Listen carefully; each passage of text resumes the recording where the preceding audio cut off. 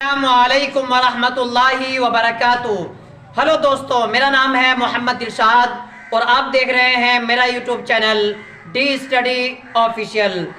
آج کی اس ویڈیو میں آپ لوگوں کو بتانے والا ہوں کہ قربانی سے پہلے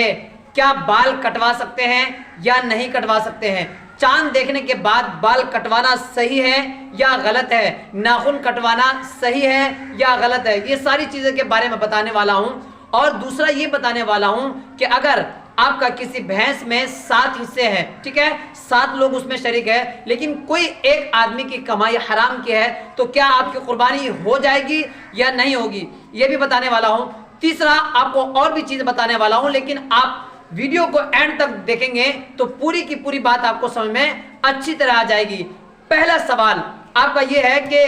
اگر قربانی کا چاند نظر آ جائے تو کیا بال کٹوا سکتے ہیں یا نہیں کٹوا سکتے ہیں، اگر کٹوا لیں گے تو کیا قربانی ہوگی یا نہیں؟ تو اس کا جواب یہ ہے کہ اگر آپ عید کے بعد یعنی کہ قربانی کا جو چاند نظر آتا ہے، عید کا جو چاند نظر آتا ہے عید الاضحیٰ کا، اس کے بعد بال کٹوا لینا آپ کو صحیح نہیں ہے۔ اگر کٹوا لیتے ہیں تب بھی آپ کی قربانی پر کوئی دقت نہیں آئے گی۔ بات آ رہی سمجھ میں؟ کیونکہ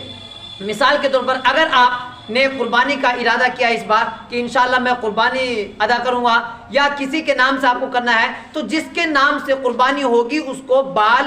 اور ناخن نہیں کاٹنا چاہیے، ٹھیک ہے۔ کب نہیں کاٹنا چاہیے آپ کو دھیان رکھنا ہے، جیسے ہی چاند نظر آ جائے اس کے بعد سے آپ کو نہیں کاٹنا ہے۔ اگر پھر بھی کاٹ لیا، دھیان نہیں رہا، کسی نے بتایا نہیں، تب بھی آپ کی قربانی پر کوئی فرق پڑنے والا نہیں ہے، ٹھیک ہے۔ اتنی بات سمجھ میں آ گیا نا۔ دوسرا سوال آپ کا یہ تھا کہ مثال کے طور پر اگر کوئی آدمی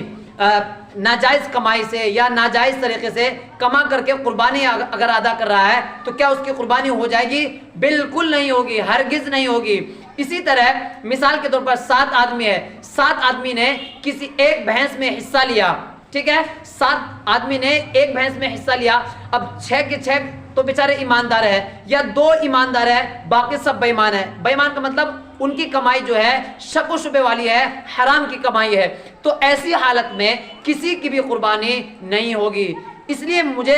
آپ کو وشواس یہ ہونا چاہیے، آپ کو کرانا چاہیے کہ جن لوگوں نے آپ کے حصے میں شرکت کیا ہے ان سے کنفرم پہلے ہی آپ کو کر لینا ہے، ٹھیک ہے، کہ بھائی آپ کی جو کمائی ہے، آپ کا جو یہ جانور ہے اچھی کمائی کا ہے یا نہیں، کیونکہ اگر اچھی کمائی کا رہے گا تب تو جائز ہو جائے گا، لیکن اگر اچھی کمائی کا نہیں ہے، حرام کی کمائی کا ہے، اس میں تب ظاہر سی بات ہے کسی کی بھی قربانی ادا نہیں ہوگی، اس لیے پوچھ لینا بہتر ہے۔ دوسری بات، اگر آپ نے مثال کے طور پر آپ قربانی ہو گیا لیکن بعد میں پتہ چلا کہ اس میں تھوڑا سا کچھ نہ کچھ شک تھا، اب آپ کو بعد میں تحقیق نہیں کرنا ہے، ٹھیک ہے، اب تحقیق کریں گے تو معاملہ خراب ہو جائے گا، اس لیے جو ہو گیا وہ ہو گیا، لیکن اب جو ہے آپ کو قربانی سے پہلے میں آپ کو بتا بھی رہا ہوں، اسی لیے دوسرے لوگوں تک آپ کو اس بات کو پہنچا دینا ہے تاکہ ہر انسان کی قربانی اچھی طرح ادا ہو سکے۔ چوتھا، آپ کو تیسری بات یہ آپ کو یہ یاد رکھنا ہے، اگر آپ کے اوپر قربانی واجب ہے تو آپ کو قربانی کرنی ہے، جو اس دنیا سے رخصت ہو چکے ہیں ان کے لیے قربانی واجب نہیں ہے، لیکن اگر 2 حصہ کر رہے ہیں تب آپ اپنے نام سے اور ایک دوسرے کے نام سے قربانی کر سکتے ہیں۔ تو کیسی لگی یہ ویڈیو کمنٹ کر کے ضرور بتائیے گا، کوئی سوال اگر رہ گیا ہے تو سوال ضرور پوچھیے گا، اس میں کوئی بھی شک ہے تو آپ ہم سے ضرور بتائیے گا۔ اور اگر مثال کے طور پر آپ جاننا چاہتے ہیں کہ کیا جانور کے اندر کمی رہنی چاہیے، عیب ہونا چاہیے یا نہیں ہونا چاہیے، تو لنک ڈسکرپشن میں دی گئی ہے، اس میں آپ رابطہ کر سکتے ہیں، دیکھ سکتے ہیں ویڈیو۔ ملتے ہیں اگلی ویڈیو میں، تب تک کے لیے خدا حافظ۔